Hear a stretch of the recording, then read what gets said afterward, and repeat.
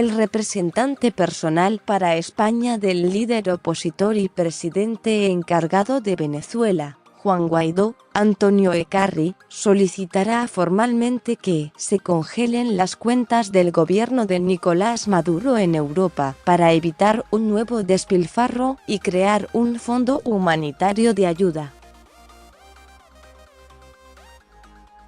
Estamos consultando con bufetes de abogados, tanto españoles como venezolanos, que nos han mostrado su solidaridad y que conocen además el ordenamiento jurídico no solo de España, sino de toda Europa, dijo Eccarri en una entrevista con EFE este sábado en Madrid. El representante de Guaidó explicó que hoy mismo hablará con el Procurador General de la República nombrado por el presidente encargado de Venezuela para pedirle autorización. Esperamos tener su aprobación la próxima semana para comenzar a solicitar al sector financiero la congelación de las cuentas del gobierno usurpador de Maduro, porque tememos que se convierta en un nuevo despilfarro de los recursos de nuestro país, indicó.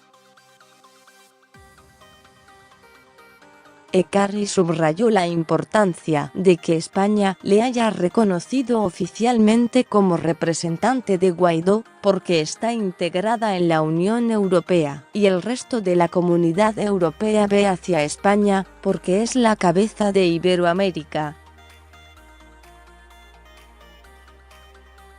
Nosotros aquí nos sentimos como en casa, porque a los venezolanos de niños nos dicen que España es la madre patria, señaló.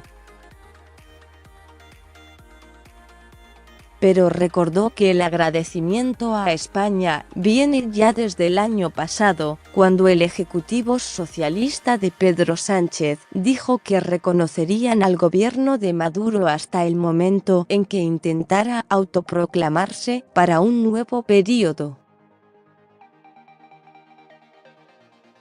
En octubre de 2018, el ministro español de Exteriores, Josep Borrell, hizo esas declaraciones y tan pronto fue así. El gobierno de España lo desconoció a Maduro y reconoció el gobierno legítimo del presidente Guaidó, señaló. Ahora, creemos que el resto de países europeos que han reconocido al presidente Guaidó van a hacerlo también con sus representantes, añadió. Sobre Mario Isea, el embajador en España designado por el gobierno de Maduro, Eccarri dijo que el gobierno español sabe que es un usurpador y tendrán que tomar sus propias decisiones. Pero sabemos que la situación es complicada porque lo que no quieren es que haya reciprocidad a la agresión de los intereses españoles en Venezuela, y lo están llevando con mucha cautela. Nosotros respetamos ese proceso, explicó. Eccarri afirmó con contundencia que Guaidó va a poder regresar a Venezuela, y lo va a hacer como lo que es, como el presidente de la República. Entrará por el aeropuerto de Maiquetía. La mayoría de los países están advirtiéndole al gobierno del usurpador Maduro que no deben tomar represalias contra el presidente porque entonces la situación se va a complicar muchísimo. El gobierno de España está pendiente de lo que le pueda ocurrir, que ojalá no sea un atropello más, indicó. Eccarri remarcó que Guaidó no contempla una intervención militar entre las posibilidades para sacar a Maduro del poder. Para nada, no estamos pidiendo eso, sino que están todas las opciones del orden público internacional sobre la mesa hasta lograr que haya ingreso de ayuda humanitaria, y ese ingreso tiene que ser por todos los medios establecidos en la normativa internacional. El diplomático participó hoy en su primer acto en España, junto a un grupo de jubilados venezolanos, que reclaman el pago de sus pensiones.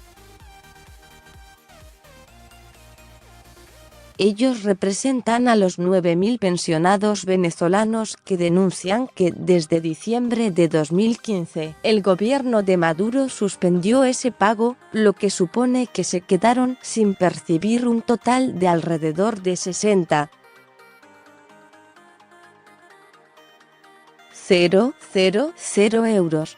Vivimos de la caridad pública, familiares, Cruz Roja, dijo el presidente de la Asociación en Jubilados Venezolanos en Madrid, Pedro Ontiveros, quien denunció la falta de colaboración de la embajada y el consulado de su país.